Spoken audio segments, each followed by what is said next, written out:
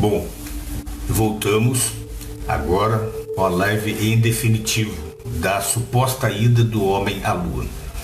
E todos pensam que o homem foi à Lua lá em 1969, 20 de julho. E daí de lá para cá, assim, no máximo de 6 em 6 meses, ou menos, a NASA mandava mais naves à Lua. Apolo 17, por exemplo, supostamente ficou 3 dias na Lua. Isso a bordo de um módulo que era semelhante ao módulo da Apolo 11. Certo?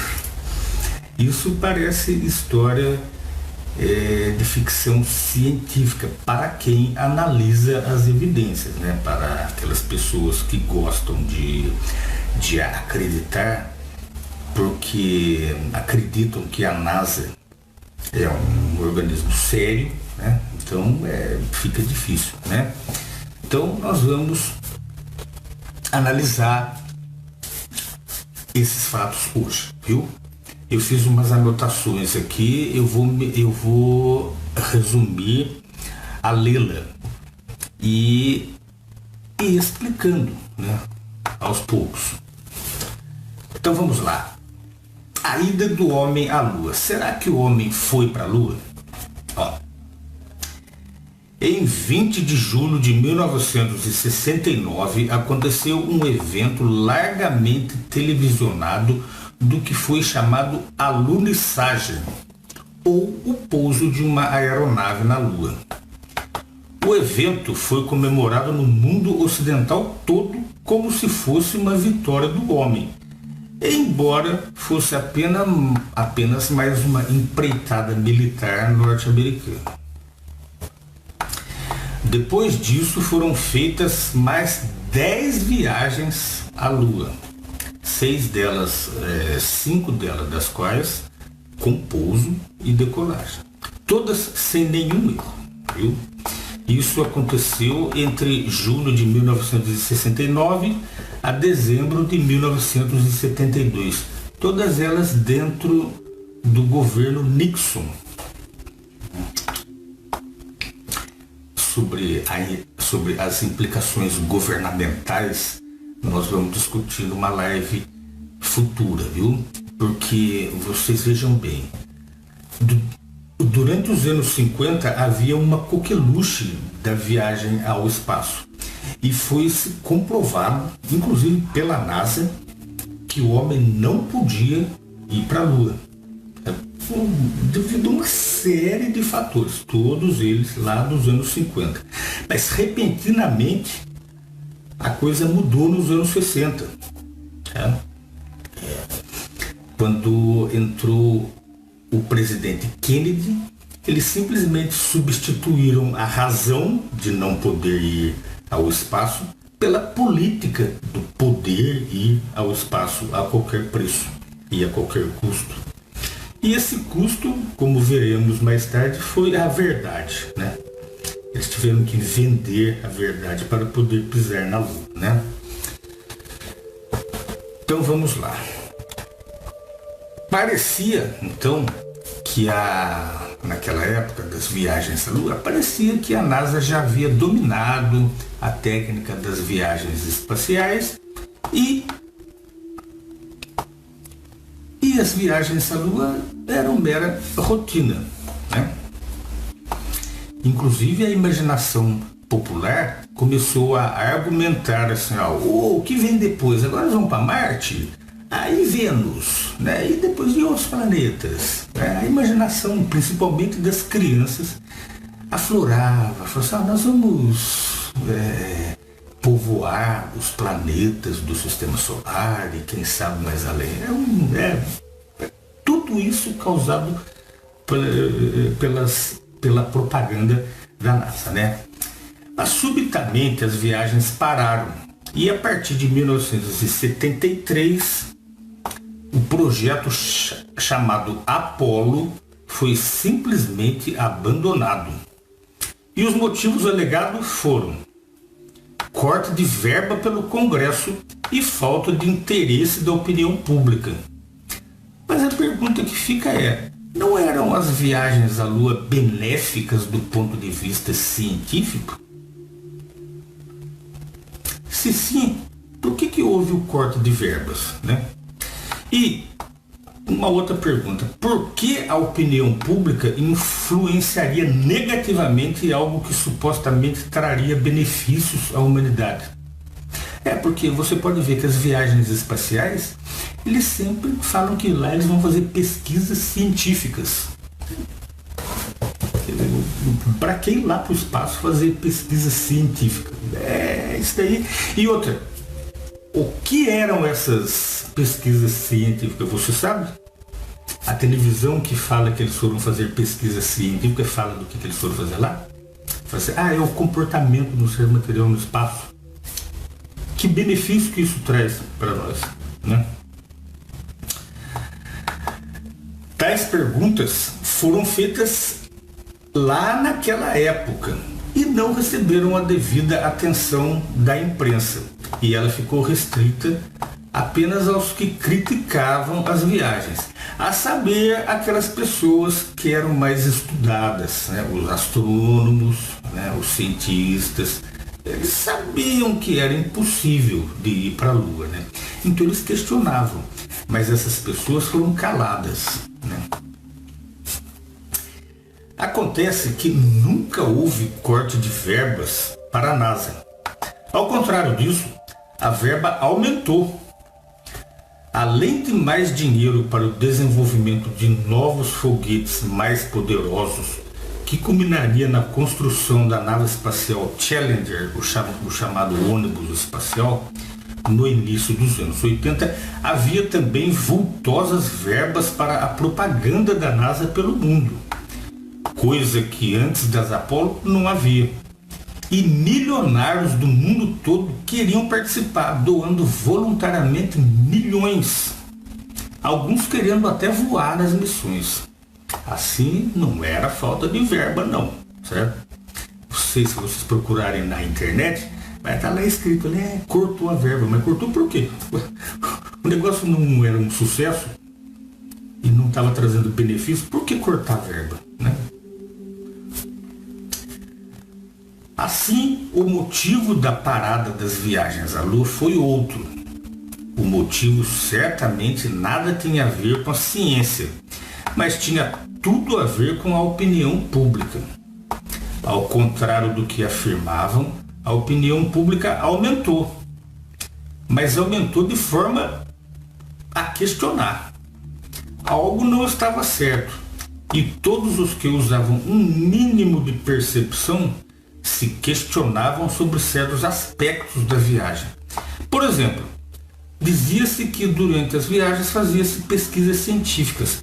Mas que pesquisas eram essas? E o que tem de ser testado no espaço que não pode ser testado aqui na Terra? E o que se ganharia com elas, conforme eu já havia dito? Nada foi respondido sobre isso. Ademais, aqueles que supostamente fizeram tais viagens não eram cientistas, mas eram pilotos militares da Força Aérea e da Marinha dos Estados Unidos. Pilotos vão fazer experiência científica, tudo que se eles não entendem nada disso. Essas e mais uma série de outras questões fizeram com que as viagens subitamente parassem. Mas daí se pergunta, se estava dando certo, não seria fácil provar que estava? Quando uma coisa é certa, basta colocar as cartas na mesa. E aconteceu isso, nós temos como provar. E, se vocês estão duvidando, tá aqui as provas. Filma tudo, né? Nós vamos falar dos filmes daqui a pouco, tá? A NASA e o governo americano simplesmente parariam um projeto dito científico apenas porque alguns tiveram dúvidas sobre ele? O fato é, a cada viagem que supostamente faziam, cada vez menos americanos acreditavam. E o objetivo das supostas viagens era justamente esse: manter o povo na ilusão de uma vitória, justificando os bilhões de dólares arrecadados para essas empreitadas. O tempo passou e hoje se sabe que o homem não foi à Lua, apesar de alguns ainda acreditarem que foram. Sobre isso, a NASA evita falar. Não quer reacender o debate de antes, para que seus funcionários fiquem se justificando e tentando provar o que não pode ser provado. Eu já postei um vídeo aqui, feito pelo Douglas Aleudin, um cara muito inteligente, que ele mostra os astronautas dando entrevistas sobre as viagens à Lua.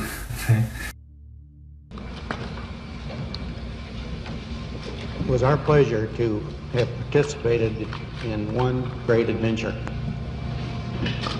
It's an adventure that took place not just in the month of July, but rather one that took place in the last decade and unfolding in the past months and years.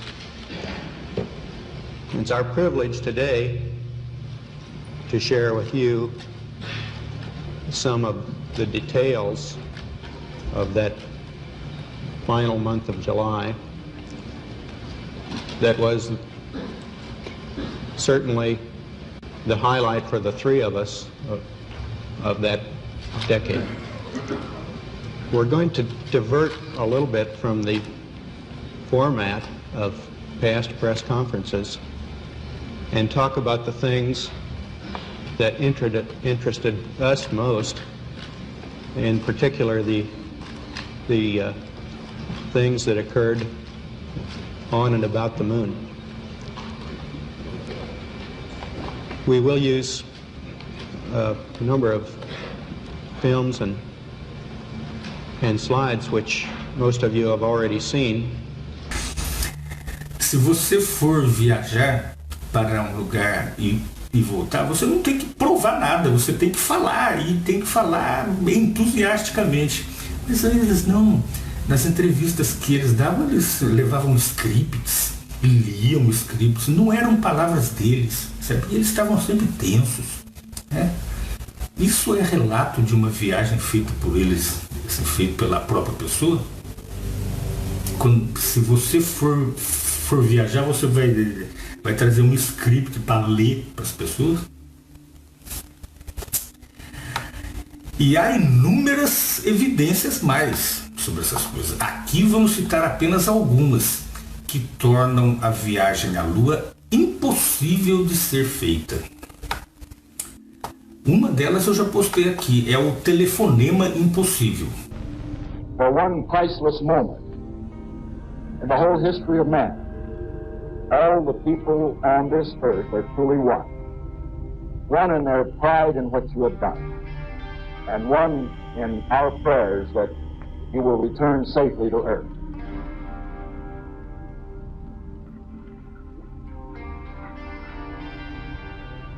Thank you, Mr. President. It's a great honor and privilege for us to be here representing not only the United States, but men of peace of all nations, and with interest and a curiosity and with a vision for the future. Honor for us to be able to participate here today. And thank you very much, and I look forward, all of us look forward to seeing you on the Hornet on Thursday.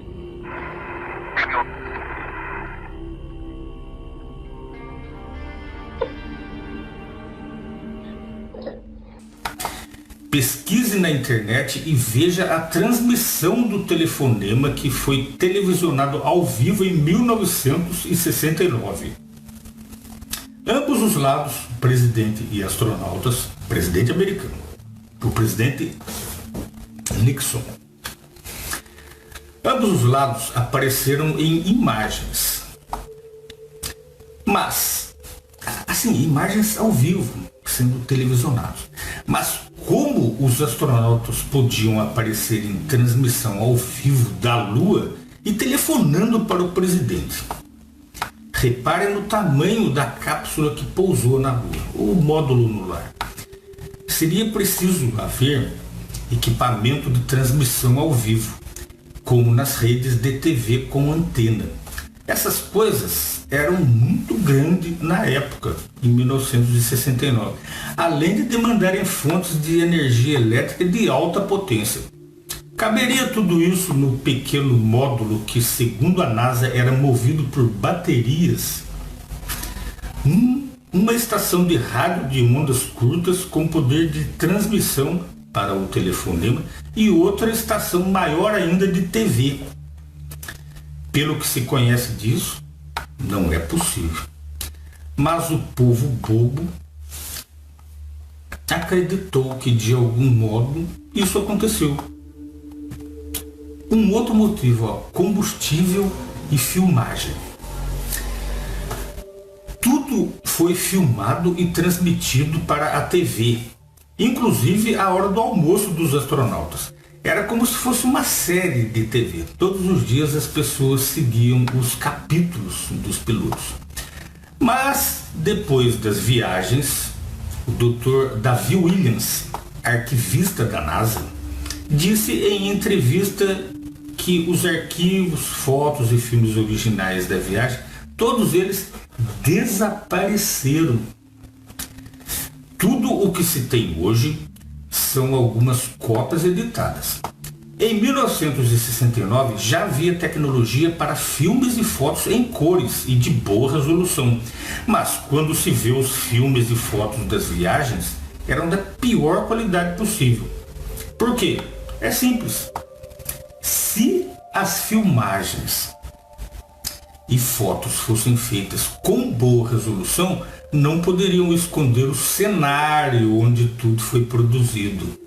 Falaremos mais do cenário adiante, viu? Para se ter uma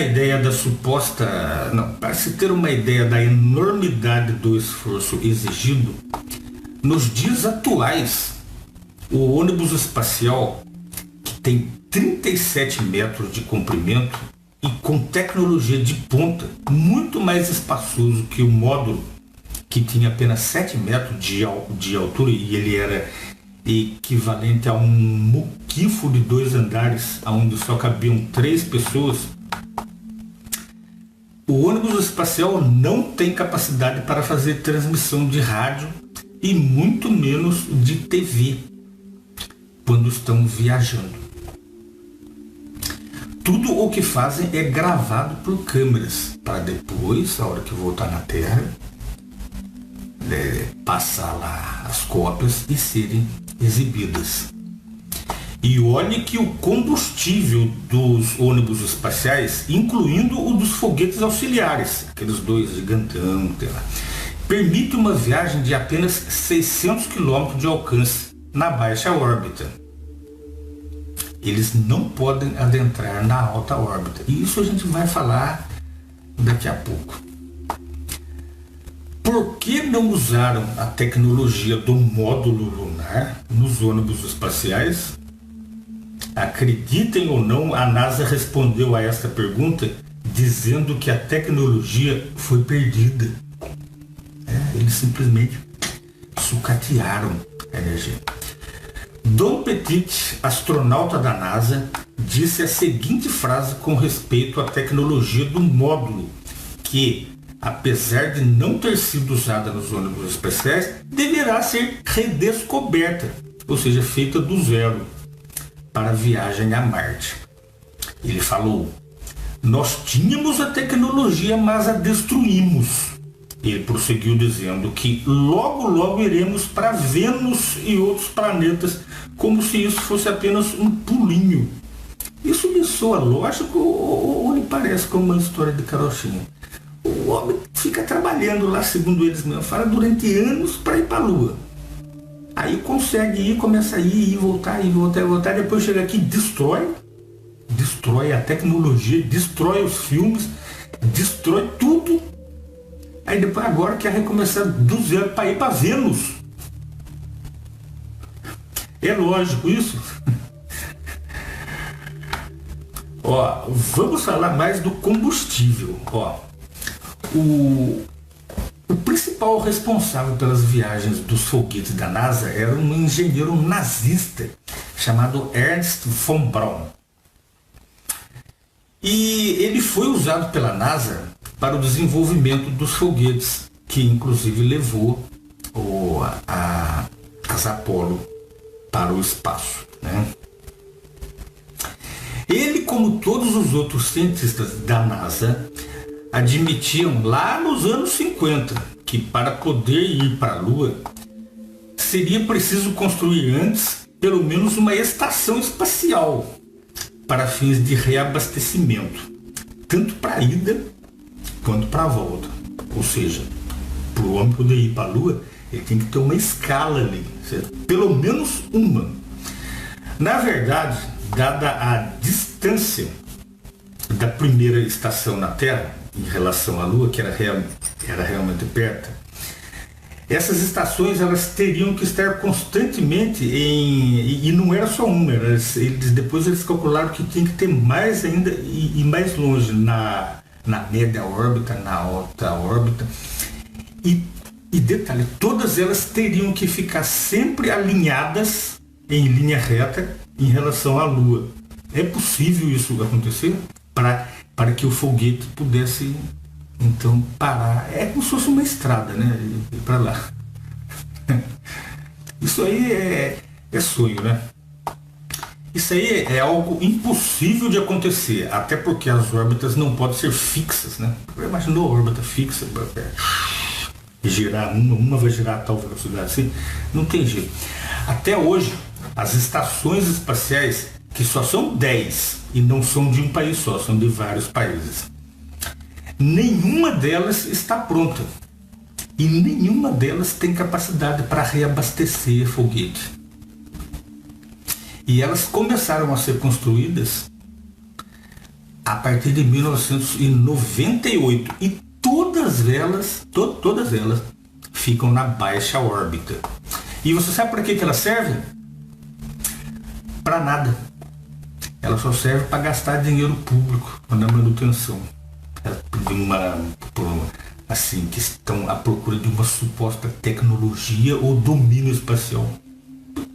O que a população da Terra vai ganhar em dominar ali e ficar viajando? Eu não vejo sentido nenhum. Tem quem veja, né? Tem quem acha que se a pessoa for lá para Marte, ela aqui vai sair ganhando, certo?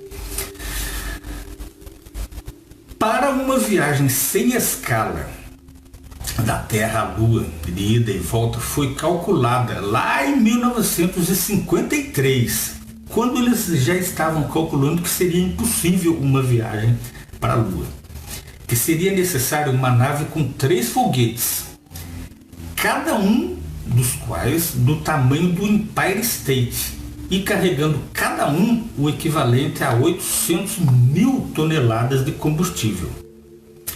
Fazer um foguete assim seria impossível, ainda mais 3, né?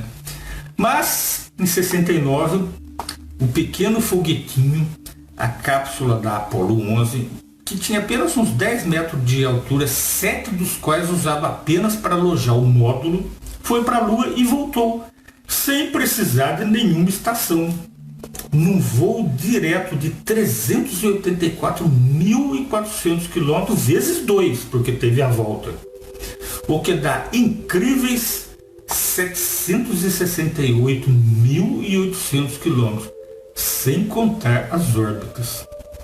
Que incrível, rapaz, olha só. Seria isso combustível eterno ou seria mágico, né? Acho que eles deviam estar viajando no módulo do Harry Potter, né, para ir para qualquer lugar, né? E agora vamos falar dos aspectos práticos aqui na Terra, né? Os treinos, porque para se fazer um voo você tem que treinar. Os pilotos, antes deles fazerem voos de linha aérea, eles têm que ter 200, 300 horas de voo aqui na Terra. Pilotos de aviões comuns. Como é que foram os treinos para a viagem à Lua? Olha só. eles treinaram em simuladores. Por quê? O módulo lunar que supostamente foi à Lua não foi testado para ver se pousava ou não na Lua. Como é que alguém podia voar, pousar e decolar de novo em um veículo desconhecido, sem testes? Então eles criaram o LLRV, que é o Lunar Landing Research Vehicle, e o LLTV, que é o outro simulador, para os testes. Mas esses simuladores eles eram diferentes do módulo. Eles eram aqueles veículozinhos, parecendo uns triciclos que as pessoas montam e tem 3 jatinhos ali, eles vão controlando. No único teste que fizeram com o LLRV, Neil Armstrong subiu a uma altitude de 150 metros para tentar pousar, como supostamente faria na Lua. Mas aos 70 metros do solo, os 3 jatos que eram expelidos do LLRV voltavam do chão e deixavam o simulador desequilibrado. E o Neil Armstrong só não morreu na queda porque se ejetou e não houve mais testes como o LLRV. Detalhe, esse único teste que deu errado aconteceu apenas 14 meses antes da viagem à Lua. Daí, em 8 de dezembro de 1968, 7 meses antes da viagem, um piloto que não ia para a Lua, Joe Albright, tentou voar o simulador LLTV. Tentou voar. A nave que se dizia superior ao LLRV funcionou pior ainda. E o piloto teve que se ejetar também.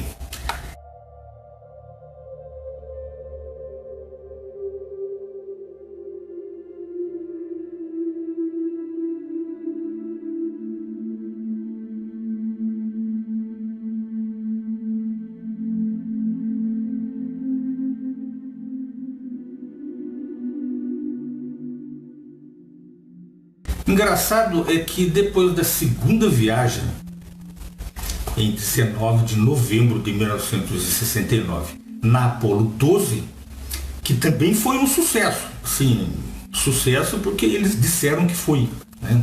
Não te provaram nada. Eles testaram novamente o LLTV. Quer dizer, depois de 2 viagens à Lua com total sucesso, eles testaram de novo o simulador que tinha dado errado aqui. E novamente com um piloto que não ia participar das missões espaciais, né, no futuro, a partir da Apollo 13. Resultado do teste, a nave ela se comportou pior ainda do que no segundo teste. Ela colidiu, certo? E o Stewart, o piloto, também teve que se ejetar. Ou seja, 3 testes, o último dos quais depois de 2 voos com sucesso na Lua, deram errado.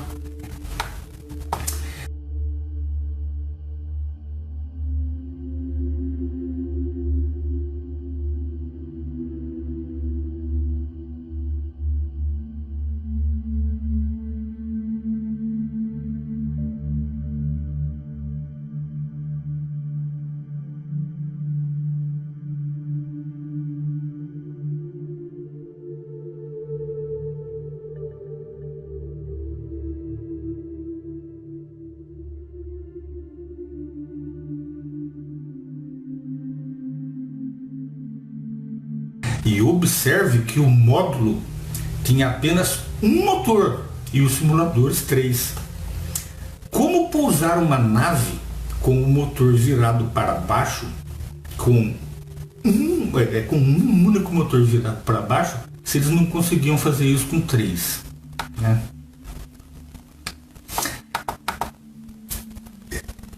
É nesse ponto que daí vocês pensam assim, o negócio deve ter sido eles eram exímios. O que eles iam fazer de forma oficial eles conseguiam, no teste eles não conseguiam, né?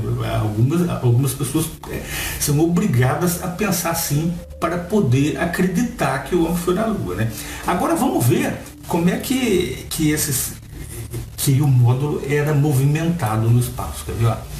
O computador do módulo lunar. Imagina um computador lá em 1969.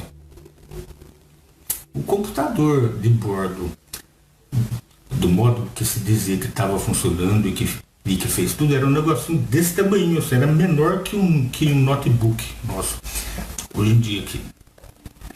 Até um relógio de pulso comprado em camelô tem mais poder de processamento do que o computador usado no módulo.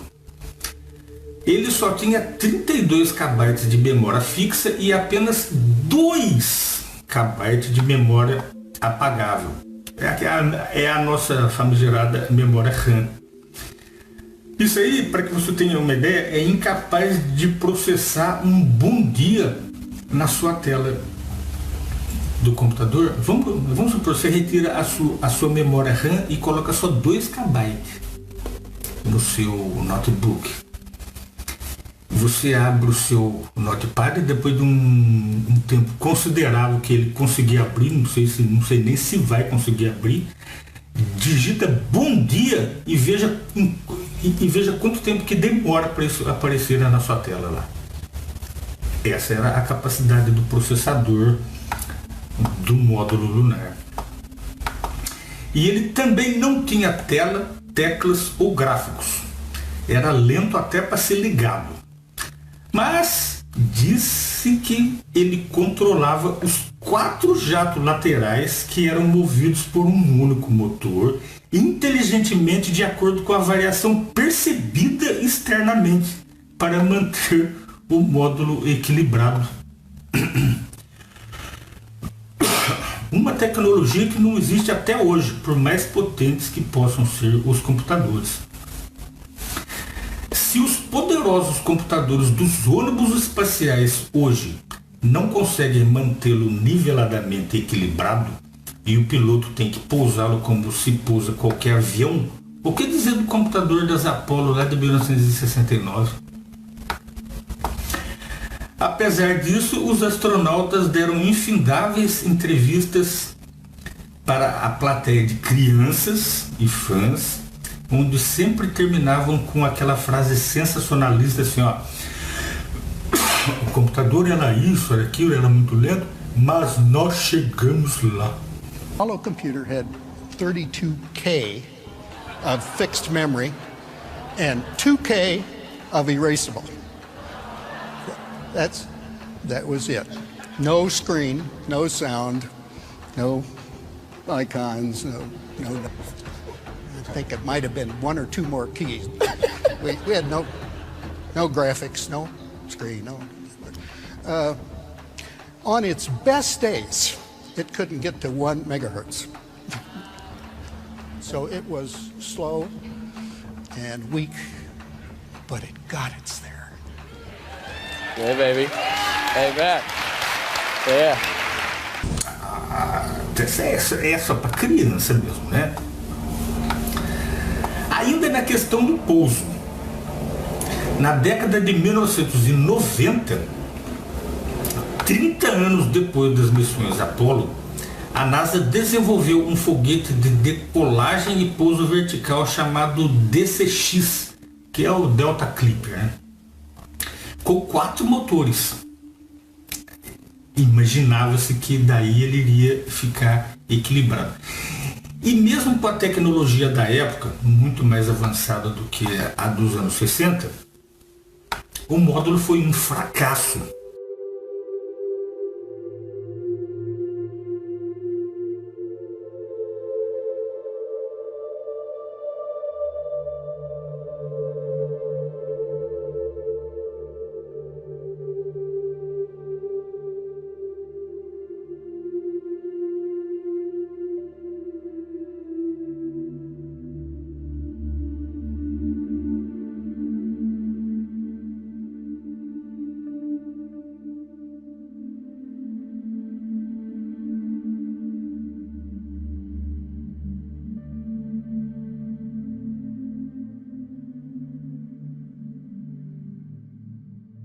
E eles simplesmente desistiram de produzir foguetes que pousem verticalmente. Simplesmente não há como equilibrar foguetes quando vão pousar verticalmente. Não tem como. Agora, como que lá em 69 eles fizeram isso aí várias vezes na Lua? Ia lá de 6 meses, de 6 meses pousar, depois vai pousar. E aqui os testes aqui não davam nada. Agora se pergunta, se hoje a NASA não consegue desenvolver um foguete ou um módulo lunar que pouse verticalmente, como é que ele foi à Lua em 69?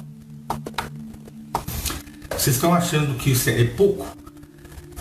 E as viagens sem módulo, né? Porque para pousar na Lua tem que ter módulo, né? Se você pensa que foi absurdo pousar um módulo sem testar, imagine treinar para ir à Lua sem o módulo.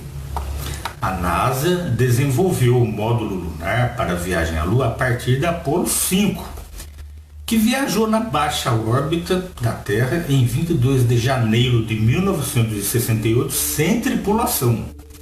O objetivo era ver como o módulo se comportava no espaço. E os relatórios apresentaram inúmeros problemas. O que a NASA fez para resolvê-los? Nada. Simplesmente nas outras 3 missões, as Apollo 6, 7 e 8, os voos se realizaram sem o módulo.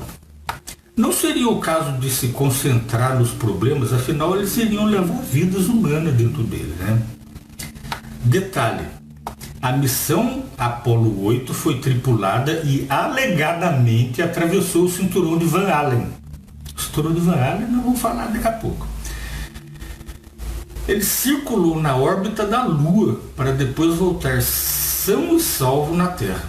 Daí o módulo voltou a ser mandado para o espaço na Apollo 9 e 10, sendo a última para circundar a Lua e fazer aquelas manobras de ele saía, o módulo saía da cápsula, girava no espaço e fazia o acoplamento.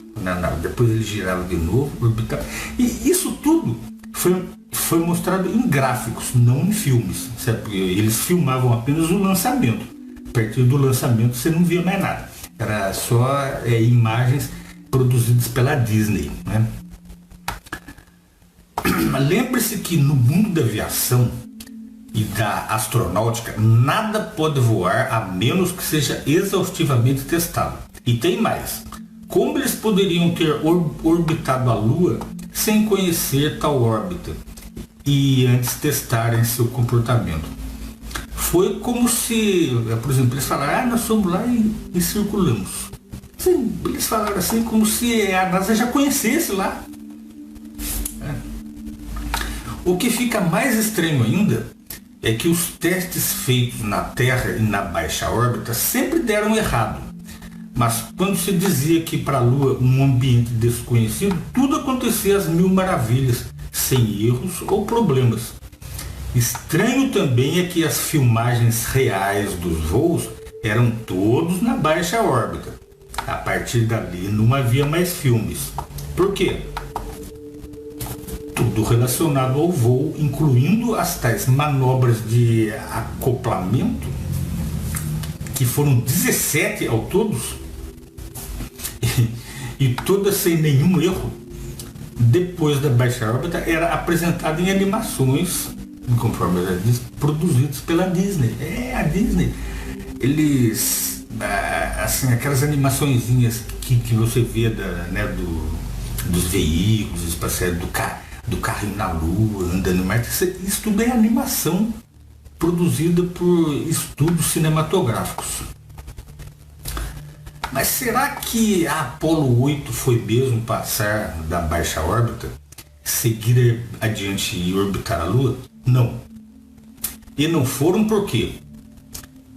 Isso nos leva a 2 evidências que, mesmo que eles construíssem o melhor dos foguetes, o melhor, e conseguisse construir aqueles foguetes, aqueles 3 foguetão do tamanho do Empire State, que seria capaz de ir até a Lua. Mesmo assim, eles não poderiam ir. Por quê? Vamos ver duas evidências, que já se sabia disso lá nos anos 50, viu? Mas que depois, quando entrou-se o governo Kennedy, ele resolveu deixar para lá esses argumentos científicos para dizer que nós conseguiremos porque os Estados Unidos vão conseguir, que nós, a gente pode e ninguém pode com a gente, né? Primeiro, por causa dos micrometeoritos. Sabe-se que depois, além da baixa órbita, que fica situada entre 250 e 1.400 km de altitude, o espaço é perigoso para qualquer coisa que esteja nele. E o perigo maior é o micrometeorito. Eles variam de tamanho entre um grão de areia e uma bolinha de gude. No espaço sideral todo, eles são lá o que a poeira é aqui na Terra. Você pensa o que? O ar que nós estamos respirando, ele tem poeira. Se você não tirar o pó do seu móvel, você no final do dia você vai ver o pó assentado aí, né? Assim estão os micrometeoritos no espaço. E só que eles são diferentes da poeira daqui. A poeira daqui, ela anda devagarzinho, certo? Ela flutua devagarzinho. Lá, cada um desses micrometeoritos aí voa a uma velocidade 10 vezes superior à velocidade de um projeto de fuzil AR-15. Por que eles não atingem a Terra, então? É por causa da nossa atmosfera. Eles se decompõem antes. Mas lá em cima, e o que inclui a Lua também, porque a Lua não tem atmosfera, não encontram obstáculos. Pela teoria, o impacto de um micrometeorito do tamanho de um grão de areia equivale a uma trombada de 200 quilos. E o daquele com o tamanho de uma bolinha de gude, a uma bomba de 500 quilos. Como é que uma nave iria para além da baixa órbita e não ser destruída pela nuvem de micrometeoritos? E na Lua? Como é que os astronautas puderam andar livremente nela sem serem reduzidos a pedaços de carne?